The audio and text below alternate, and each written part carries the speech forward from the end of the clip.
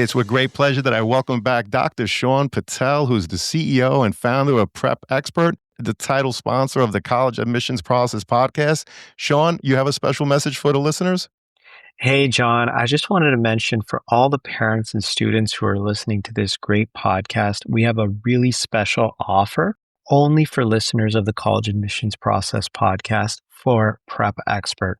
So if your student is going to be taking an online SAT, ACT, PSAT course anytime soon, or is looking for one-on-one tutoring with top 1% tutors, head over to prepexpert.com.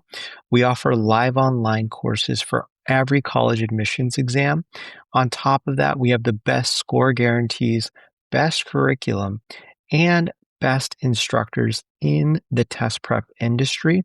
And just for listeners of the College Admissions Process podcast, you can get 20% off any online SAT or PSAT or ACT course, as well as one-on-one tutoring. So you can get 20% off. Just make sure you use the promo code College Talk. That's one word, College Talk, and you'll get 20% off just for listeners of the College Admissions Process podcast. And I hope you guys can use that to your advantage, save a bunch of money at prepexpert.com. Thank you so much, Sean. And to everyone out there, once again, that promo code is College Talk. That's one word, College Talk. Thank you all, and best wishes. Welcome to The Cap, where we are here to speak with college reps and other professionals in the field of college admissions to help answer all your questions and guide you through every step of the process. So if you're serious about college admissions, you've come to the right place. Are you ready? Let's talk about it. And now, here's your host, Dr. John Durante. Welcome to The Cap, the College Admissions Process podcast. I am your host, John Durante, and it gives me great pleasure to introduce to you today Ann Rusk, who's the Associate Director of Financial Aid at the Colorado School of Mines. I'm very excited about this episode because today we're not going to talk about admissions, which is what we typically speak about on the College Admissions Process podcast. Today we're going to speak about a very hot topic, and that thing called financial aid. And thank you so much for being here today. How are you? I'm great. I'm so excited to help everybody out with financial aid. Well, we're so excited to hear all about financial aid and to really help students and families navigate this portion of the college admissions process. So, Ann, every college is required to have a net price calculator, yet many families really aren't aware that it even exists. Can you walk us through what it is, how families should use it, and what key factors they should pay attention to when estimating the cost of attendance? Yeah, absolutely. The net price calculator is something that we are federally regulated, that we have to have this out there. But honestly, I can't say it's your best tool when you're trying to figure out what college is going to cost you, because some of the information that we give them has to be a little bit old because it's older data from years past. It's also some of the costs might be not be exactly the same. And it is averages. So when you're trying to think about how much financial aid you might receive, it's a pretty individual and a unique number that's specific to you and your family. So average aid isn't necessarily a great place to know what you might end up with. But what goes into it and what everyone is trying to find out, right, is how much is college going to cost? That's the big question. And that's the idea behind the net price calculator, but maybe not the reality of it. So when you are trying to figure out what is college going to cost me, you want to look for what's called the cost of attendance. Now, I want to pause right there. So here's the thing financial aid does that nobody really understands. We use regular words to mean very specific things. So you think cost of attendance. I know what that means, right? That's how much it costs to go to school. Well, kinda, sort of. In financial aid, it's actually a really specific set of numbers that it's going to cost for you to go to school and live for the time you're going to school. So it's more like a budget than your bill, right? So this is the hard part with financial aid. So we use these words like a net price calculator. Great. I should be able to use this and find out what my net price is. What is my out of pocket? That's still not exactly what it's giving you. So you want to start with that cost of attendance to understand how much is it actually going to cost for me to go to school. Every school has that also published because that is regulatory information. And that will include the same types of things at most schools. So that includes your tuition, fees, housing if you live on campus. There's also a housing component if you live off campus. So if you look at a commuter school, they probably only have an off-campus component of cost of attendance housing. If you have a meal plan, you have food budget, even if you're living off campus, because you still have to eat. You're going to college, that's still in that budget. And so you have all these different parts of your cost of attendance that not necessarily the same thing as your bill, but that's where you're going to start to get to a net price. And then you can look at those average scholarships that might be coming if you qualify for a Pell Grant, if that's coming out of there, because that net price calculator could take those averages of all of those things that may or may not actually apply to you. So you want to take a look at some of those big pieces, the big cost minus their average scholarships, and then that's where you can get started from there. So I just want to make sure that I have it right. You're looking at the cost of attendance, which includes tuition, fees, housing, and all of that. And then you're able to look at averages in terms of any merit-based scholarships to really help you come up with that net price. Do I have it right, Ann? That is right, yes. Fantastic. And are there any key documents or information families should have ready before filling out the FAFSA to make the process smoother and frankly more accurate? Yeah, the number one thing that people need to have is their correct Social Security number.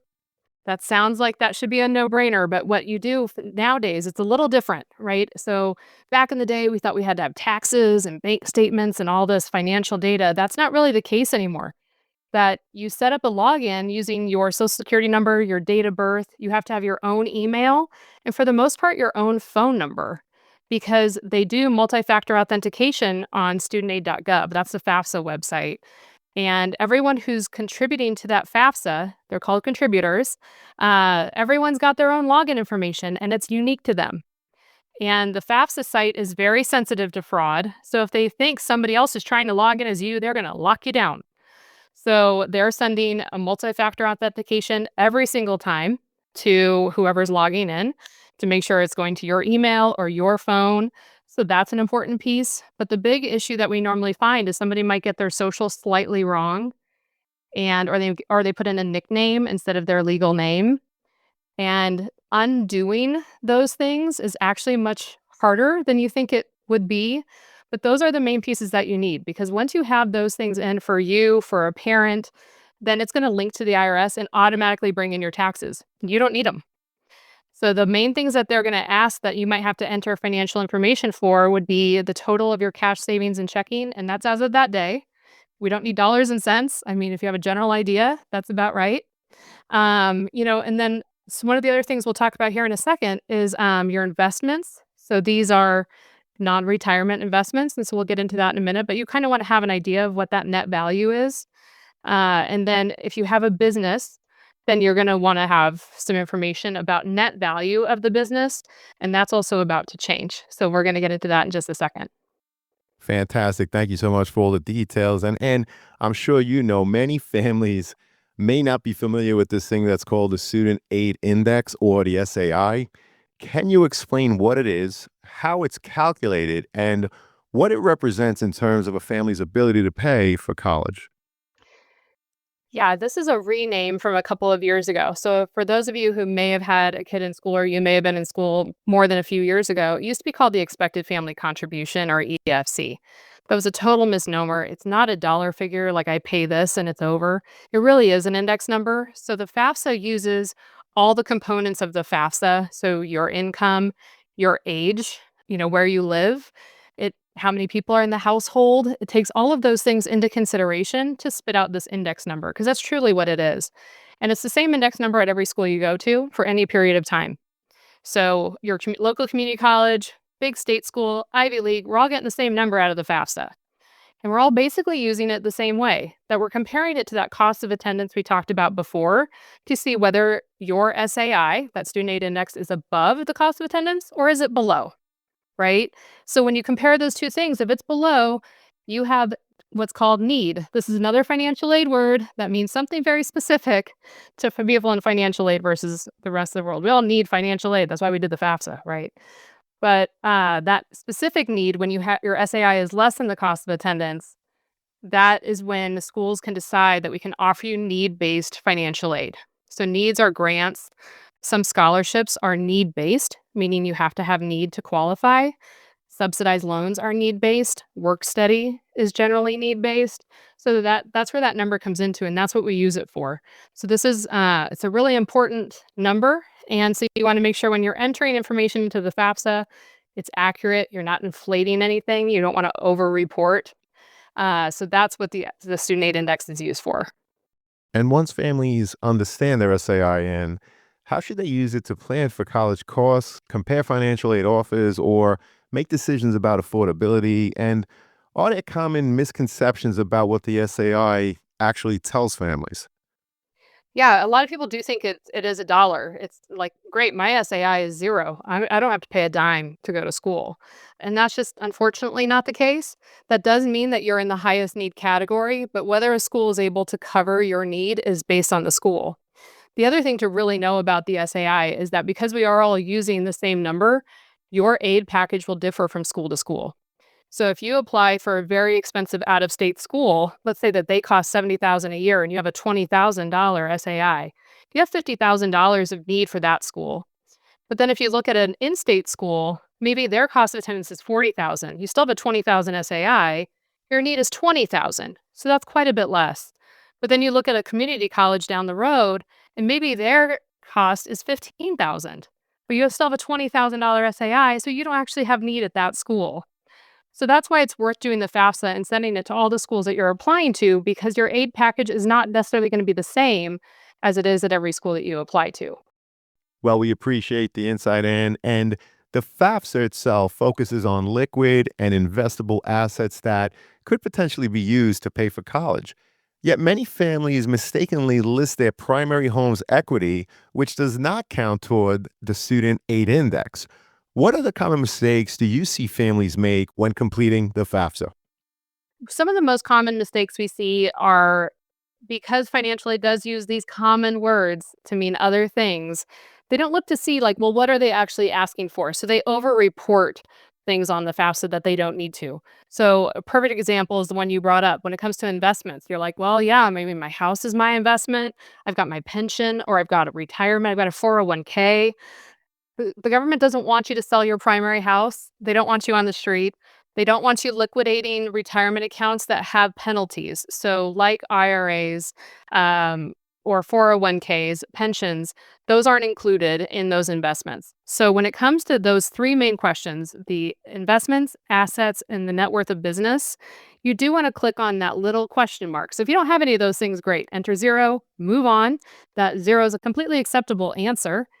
But if you do have those things and you want to be sure, click that little question mark, because they're very specific about what you should include.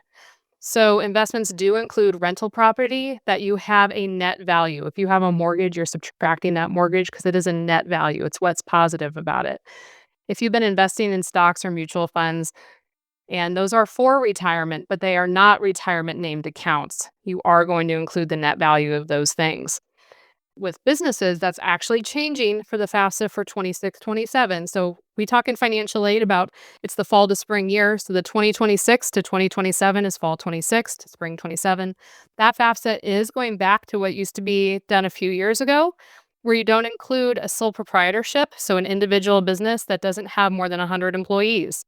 So I'll see people who they might, be the only employee, and they're like, well, but I've got all this stuff. And so my net value is $20,000. If you're by yourself, we don't have to include it. We don't want to talk about it. So I see those things as people are trying to be very honest about who they are and what they have when you're really over reporting. Well, I appreciate the advice in terms of checking on the little question mark. I remember filling out the form myself for my daughters, and I definitely checked the question mark multiple times, probably still made a ton of mistakes. And for families navigating a divorce or a separation, what should they know about how FAFSA and other financial aid forms consider parental income and assets, and how do colleges determine which parents' information to include? So the main key point about this is colleges don't decide what parent should be there. This is really a family decision. And there is a decision tree built into the FAFSA when you are in this situation. So for a lot of things that the FAFSA is going to pull in when it comes to your income, they're pulling old tax information. But most of the questions you are answering when you sit down to do the FAFSA, they're about what's happening today. So when it comes to the value of the investments or assets, that's today. So same when it comes to the marital status of the parent. If you got legally separated yesterday or your divorce was final last week, it is the marital status as of today of that parent. If your biological parents are divorced, or your legal parents is what they're called, because there could also be adoptive parents. The legal parents, if they're divorced, but the parent who's on the FAFSA is remarried, their status is married because that's what they are today. So when you're trying to decide who's going to be the parent of record on the FAFSA, there is a decision tree as far as who's supporting you financially. If it's 50-50, which parent are you supposed to look at? So you want to look at all of those types of things for your family. And that parent, if it's one parent that you're supposed to have on the FAFSA and they're unwilling, that's not necessarily a reason to exclude them. But the big thing I normally tell most families is you need to go through that decision tree to decide for you, but colleges aren't going out here. I'm not asking for justification. So you have a parent who doesn't have any income. I'm not like, well, what's up with the other parent? Tell me about them because I don't know your situation. Some schools use the CSS profile, which does get more robust information about the entire family situation. But as far as the FAFSA is concerned, there isn't a justification piece as to why you used one parent or another one. But you cannot change the parent once you have put a parent on the FAFSA. So even if that parent unfortunately passes away, you are still not adding a new parent to the FAFSA. So each year you put one parent on the FAFSA and it's their marital status, it's their income. And this is the one case that if your parent status has changed and they filed taxes, let's say jointly 2 years ago, and they're no longer with that person, then you would have to manually enter your own piece of that income from those taxes. So that would be the one time you need something else to fill out that FAFSA, but you can also call and ask for help when it comes to those types of things. Well, it's great information and really important to have this information before you fill out the FAFSA for all the reasons that you mentioned then and so much more. And are there strategies or special circumstances families should communicate to the financial aid office, other than what you mentioned, to ensure that the student's aid eligibility is assessed fairly in these situations? The big thing that you want to pay attention to when you're doing any of these types of things is that you understand that the FAFSA is going to pull in tax information. So if you authorize it to do that, it's going to do that. It's not ever going to show you anything it brought in from the IRS, but it'll just move on without that information. If it asks you to enter tax information because it's unable to find it in any way, unless you did not file taxes at all, then you probably shouldn't enter all zeros. That's an issue we have found that some families have done. They're like, well, I think it brought it in, so I don't know why it's asking me. I'll just put in straight zeros. But now you're actually reporting that you had zeros on your taxes. So if you have a situation where the family situation has changed, the financial situation has changed, I recommend calling one of the schools that you're planning to send the FAFSA to once you've been admitted, and they can take a look at it and see it looks like if you've done everything correctly, you haven't, you had questions about it. You've now heard the podcast, but you already submitted your FAFSA and you included those retirement accounts. You can call one of the schools to ask what you should do. So typically, if somebody called me today, hey, I got admitted, I included my investments in there, that's actually my pension, we have them go back and you can make a change to that. So some schools need documentation of that. So if one of my current students, they hear your podcast and they're here for spring and they made that mistake a year ago, I'm going to be like, I'm going to need you to write me a statement that you didn't just go in there and zero something out. But, so you can talk to a school financial aid office to get some advice about this and who can see that information that was brought in from the taxes to see if it was correct. Similarly, if you did file your taxes jointly with your spouse and you're still married to that person, then the joint taxes will come in and your spouse doesn't have to do the FAFSA. So that's one other thing that's been a big thing, that not both people need to do it. But as far as other special circumstances, if something has changed and you're not sure how to report it, we're going to talk a little bit about this, I think a little bit farther down the line, but there is a process to bring more current information to the FAFSA. And so that's where you'd want to talk with a financial aid office about that. Yeah, well, that's such great insight. And I love how you keep repeating call the financial aid office, right? Listening to the podcast episode is great and is doing great so far, and I'm sure she's going to do even better. But at the end of the day, if you want the latest and greatest and most up-to-date information, you have a special circumstance, it's so important to call the financial aid office. Now, Ann, can you explain the differences between grants, scholarships, and the main types of student loans, including subsidized and unsubsidized, and how families can strategically combine these resources to make college more affordable while understanding the potential long-term impact of each? Absolutely. This is one of the biggest questions that's out there. There's all these types of aid. I don't exactly know what they mean. I don't know what I qualify for. These aid packages are all over the place from these different schools. How do I know that I got everything I should have received at every school I've applied to? So, and schools can also do these things a little bit differently, right? So we're not helping with the clarity sometimes of what all these things are. But one of the big things is that grants are gifts. So grants are gift aid that are given to a student generally because of the FAFSA. It's based on the fact that they really need money that's demonstrated by the FAFSA or whatever the application is. If you have a state aid application, grants are given. So there isn't necessarily something you do to earn them. They are given to you based upon your need. They are also not necessarily renewable in the sense that you may not get the same amount every year because you'll do the aid application in the FAFSA or state every single year to see if you qualify for that same grant. So the Pell Grant is one of the big ones out there. That's from the FAFSA. That's an entitlement grant. So you do that FAFSA every single year to see if you qualify for the Pell Grant, and that amount can change based on the information on the FAFSA. So grants are gifts is the best way to think of those. Scholarships are normally something you have applied for or you were somehow earned. So you're a great athlete, you are a great mathlete, whatever it is, you've got either, some sort of merit that has made you eligible for this scholarship. You've done an application, you have letters of recommendation, you've done essays, you competed in a competition. So you've done something else. You've gone above and beyond to receive a scholarship, and that's what that's there for. Those are generally given for a period of time. So whether that's 1 year or renewable for multiple years, you can really only lose it, right? Your amount doesn't necessarily change. It's a gift in terms of that you're given it. Once you've earned it, you're given that for that period of time. So that's what a scholarship is. You earn that thing somehow. Then lastly is loans. I will step in real quick before we get to loans about work study, because that is the other one that people find a little bit confusing. That's where the government's going to pay your wages. So if you get a job on campus, the people who work in my department front desk, they get paid, but I don't pay them. It's a win-win. So I get these great student employees for free. They earn money and the government pays for them. It's a great thing. And that really helps with some of those components of that cost of attendance I was talking about. One of the components is personal expenses. I call that their pizza and shampoo money.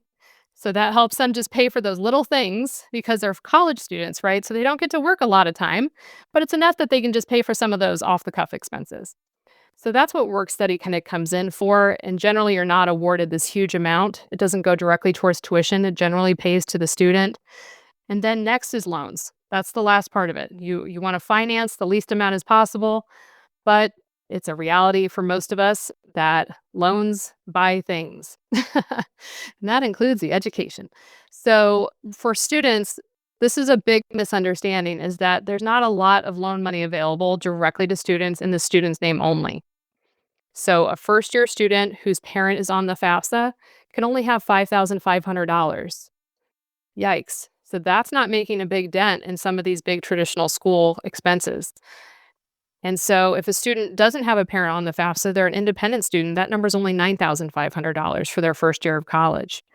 So those numbers are set by Congress. That's not something you can appeal. That's not up to the school. That's what those numbers are set at. And then there's two types of loans that make up that whole number. And that is based on the FAFSA. So the subsidized loan is where the government literally subsidizes the interest and pays for that while the student is in school and for 6 months after. So it's a zero interest loan. So the subsidized loan is a no interest loan while the student is in school. And that also carries for 6 months after they leave school. That number for a first-year student is maxed out at $3,500. So that's not very much. A second-year student gets $4,500. A junior or a senior gets $5,500. So that's not a huge amount of money, but it's enough to just kind of get something started. It does help build students' credit when they do start making payments on that. Those are the types of loans, subsidized and unsubsidized, are available for the loan forgiveness programs and things like that out there. But these aren't huge loan dollars. And again, those numbers are set by Congress. So you can't say, "Hey, Ann, can I actually get all 5,500 in the subsidized loan? I would love to give that to you, but I can't." You can get 3,500 in a subsidized and $2,000 in the unsubsidized. I do want to say with the loans, there's no required payment in school. So while the student is attending school at least half time, they don't have to make payments. They can, they're allowed to. There's no prepayment penalty on student loans, but the unsubsidized does gain interest while they're in school. It's just not due until after they graduate. Hey, podcast friends, if you've been enjoying the College Admissions Process podcast, I'm excited to share my new book, Straight from the Admissions Office, Insider Strategies for College Applications. It's packed with insights and tips from over 250 podcast episodes with admissions professionals designed to make the college process less overwhelming. Whether you're a student, parent, or college counselor, it's a valuable resource for navigating the admissions process. By grabbing a copy, you're also helping to support the podcast. The links are in the show notes. Thank you, and best wishes to all with the college admissions process. Well, we appreciate the overview, Ann. And beyond need-based aid, what steps can students take to position themselves for merit-based scholarships or awards, and what factors are most important in that evaluation? Honestly, I read a lot of scholarship applications, and the essays, many are very good. They're quality applications, but the ones that really shine through, you can tell that there's effort and there's a person who wrote that, who's behind that. You can tell that there's passion, there's energy. That's their story. This is something about them. I don't want to say that it diminishes the fact that you've done something great. So when I get an essay, I was captain of my soccer team and we went to state. That's really exceptional. I'm really excited for you, but I also want to know why that meant so much to you. Why was that an exceptional moment for you?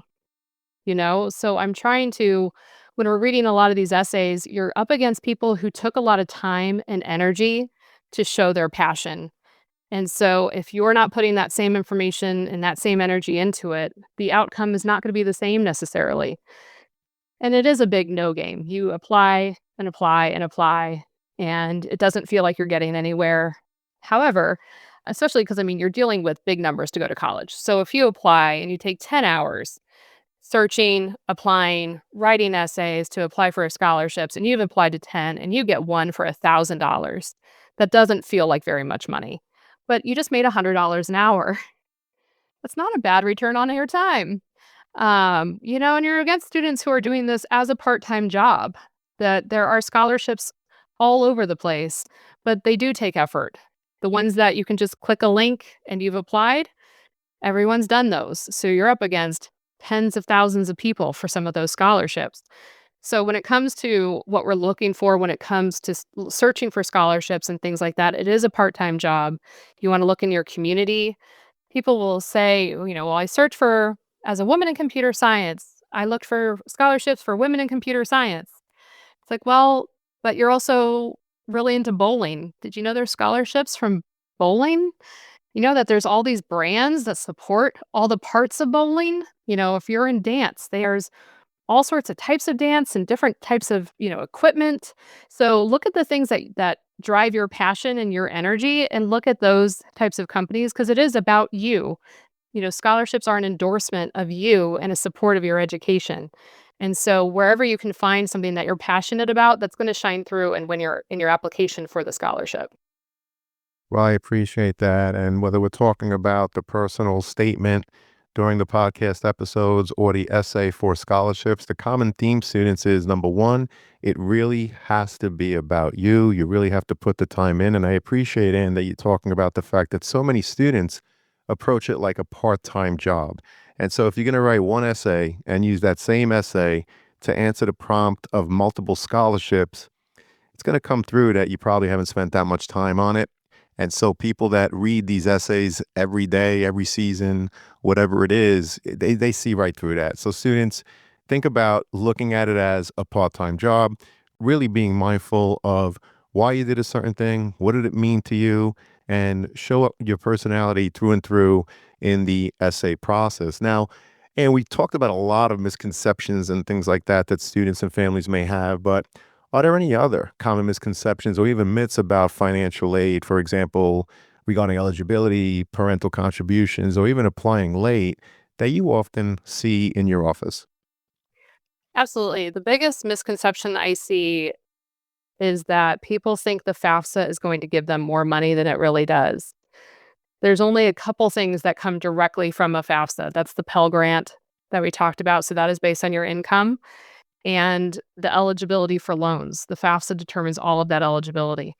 Everything else is really awarded based on the institution you're applying to. So when it comes to, there's a supplemental grant that's awarded by the federal government. That money is given as a pot of money to the school, and we are charged with giving it to students as equitably as we can to those with the most need, however we define that. We also get money from the state to do the same thing, but it's a big pot of money. And so my state grant might be different here than it is at another school in my own state. So there isn't this entitlement from the FAFSA that, hey, you're a great student, you have high need, you're going to get tens of thousands of dollars from the FAFSA, because that's just not the case. So the maximum Pell Grant right now is about $7,400 for a school year. And then a first year loan, if your parent's on the FAFSA, is only $5,500. So quick math, we're talking $12,900. So that's not a ton of money. And people are thinking, well, I just thought my student, they were straight A's. They were a really great student in high school. So if you think that your student did really well and they don't get a great aid offer from a school, it's not necessarily because of who they are as the student. It's really because the school may not necessarily have that much money to actually give the student, because FAFSA isn't giving the most of that money. It's coming directly from that institution or from their state allocation. The other thing with the FAFSA that I don't think most people understand is it is evaluating a family for what they can pay, but it's also evaluating what they can finance, because the FAFSA is looking at somebody where your family has income, you probably have access to borrow, and that is what is going to be happening for a lot of families. So it's not necessarily part of that SAI calculation for that index number, but that really is when it's trying to evaluate how much grant aid they're going to give you. That's part of what that calculation is, and that number is quite low for income to really get a grant from the FAFSA. It's remarkably low. So when they don't get a grant, students or families call, they're like, "But we don't make that much money." Right, but you do make enough to finance, and I'm sorry that that's what it's doing, but that really is what the FAFSA is doing. Well, that's great insight in terms of what the FAFSA is doing. Number one, it's looking at what you can pay, but perhaps what a lot of people miss is it's also looking at what you can finance. So those are very important pieces for people to hear. But also, I like what you said earlier in terms of the fact that it's really rewarding two things: Pell Grants and loans. Now, the Pell Grant, the maximum is 7,400, and the loans, as you mentioned, especially if a parent is on the FAFSA form, is 5,500. So all of the merit-based scholarships that so many students are seeking, that's really determined based on the institution that you're applying to. Did I have that all correct, Dan? That's absolutely correct, yes. Fantastic. Now, how does Minds itself handle special circumstances or changes in a family's financial situation? I know we touched upon some of this, but after submitting the FAFSA form, and what should families do if this situation changes? Yeah, there's a process in financial aid. It's called professional judgment. So again, another word that financial aid has a very specific meaning for. And what it stands for is that a financial aid office, can professionally judge that we can use more recent tax information, or we can adjust your cost of attendance for other factors. So some schools may call it a professional judgment on their website. They might call it a special circumstance. They may call it an appeal. You can contact the financial aid office you're considering at a school you're considering to determine what they call it, because they probably have information about it online, or if they don't, you can talk with someone about it. And so what we're allowed to change for depends on some certain factors, and schools also have the authority to limit some of those factors. But the most common ones we change for are a loss of income. And so at Mines, we say an involuntary loss of income. I understand we all want to retire, kids heading off to school, you want that time. But if you voluntarily retire at Mines, we don't make an adjustment for that. But we also know people are involuntarily retired, so we would take that into account. So if there's been a change in your income involuntarily, then you can contact your school and they can take more current information into account. We can also add things to a cost of attendance. So you have, a more extreme, issue that you need to cover. You have a younger sibling who has to go to a special school for a certain reason, then we can add that to the cost of attendance. So there's some of those types of things that you can definitely contact, but if you have had a family change, especially where it's a parent marriage situation change or parental or student income employment change, you want to contact the aid office. For Mines, we do have an 8-week requirement. So if you call me today saying, I lost my job today, I'm very sorry, but I do want to wait for 8 weeks because things can change, so that we kind of have a good estimate of what's going on. There are some things, though, that even though the change is very impactful to the family, it doesn't impact financial aid as much as you might think because the FAFSA is taking some of those assets into account or those investments, and those are numbers that can't be changed. Okay, so those numbers are pretty set in stone. So you might have an income change that is very impactful to you, but if you have a high level of investments or assets, it actually may not change your aid package that much. But you can always contact the office and see what they say, because sometimes you can run a simulation to see what that might look like. Because it's always worth asking the question, right? You don't want to leave any money on the table. So if you do have something that doesn't is not accurately reflected about your family situation, you want to go ahead and ask. Well, I appreciate you constantly reminding everyone to call the financial aid office because so many people, they're skeptical. They think, well, if I call, then I'm not going to get any aid. Could you just, I know the answer, but could you just answer the question? Is that true? Are they not going to get aid just because they call the office? No. Oh Exactly. my gosh, not a chance. And I will be honest, sometimes it's a quick call just to be like, "Hey, financially, this is what changed." We prefer email in our office because, we can get to that a whole lot faster. But if you have kind of a more complex situation, give us a call. What's even better is if you call with your student because it really does help to have them involved in some of this. I understand maybe some of this is sensitive things, especially if we're talking about a job loss, things like that. But at the same time, like for our issue at Mines, the student's actually going to be uploading the information for you, so they're aware something has happened. So yeah, no, contact the financial aid office too when you have some of these. If you try to look something up on your own and you're like, this is getting out of hand really fast, then absolutely, contact an office. But also, a lot of schools do have a lot of really great information on their websites. So I would start there with the school that you're looking at. Literally, the best way to Google anything, like for Mines, would be like Mines Professional Judgment. The page pops right up. Mines Scholarships. That page pops right up. So if you start there and then ask questions beyond that point, absolutely, anytime. Well, that's terrific. And you've given us so many tips and advice throughout this whole conversation. And I can't thank you enough. Unfortunately, it does lead us to the last question, which is what other advice would you give to high school students and their families just starting the college search about planning early for financial aid, budgeting for college, and making informed choices about affordability? So this is probably something that I'm guessing you've touched on in your podcast before. But really, there's so many paths to college degrees, and we all get an idea of what we think college should look like, what we want it to look like, what Instagram says it should look like. And that's not necessarily the path for everyone, whether that's by choice or by force. And so, if finances are a part of it, the number one thing you can do is to start looking at the actual cost. So, figure out what that cost of attendance looks like because you can go show up to a campus and fall in love with it and not realize that has an $80,000 price tag and nothing can compare. There is no $20,000 school necessarily on that tour that's going to look like the $80,000 school, but may be a great fit. So you do want to take a look at some of those costs. You want to talk about as a family, what is the plan to get towards this degree? Is there an annual number? Is there an overall number? Is there cost sharing? If you take out loans, are parents helping? If the parent takes the loan, are you helping? What is the expectation? So your student also knows what they're looking at because they're searching the internet faster than any of us are, right? They look at a million things a day and internalize way more than I can ever hope to.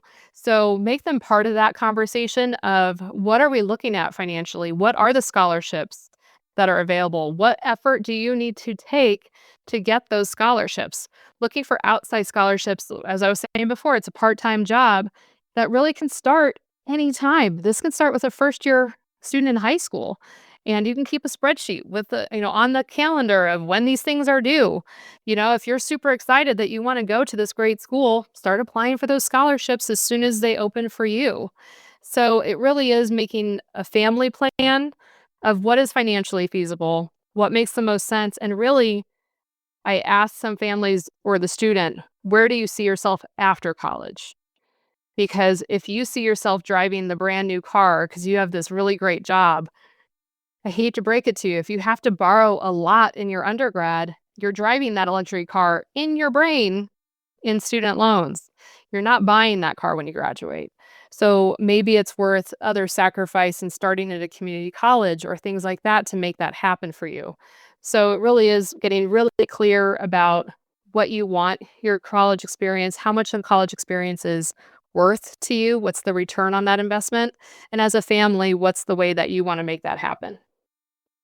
Well, those are tremendous pieces of advice. I'm so grateful because I know that there are so many students and families that have so many questions around financial aid and scholarships and loans and subsidized and unsubsidized and all of these different terms that, you really brought a lot of clarity to them. And I'm so grateful because I know it's going to help so many, again, of our listeners. So, and I really hope to have you again in the future. You were awesome.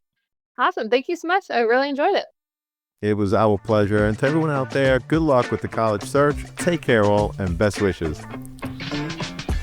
Thank you for joining us on this episode of The CAP, the College Admissions Process Podcast. We hope you enjoyed the show.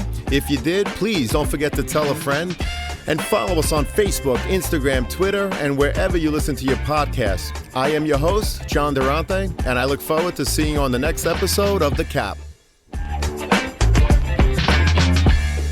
Thank you for listening to the College Admissions Process Podcast presented by Prep Expert.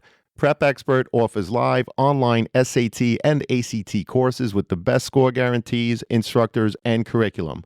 Go to prepexpert.com to guarantee your child's success.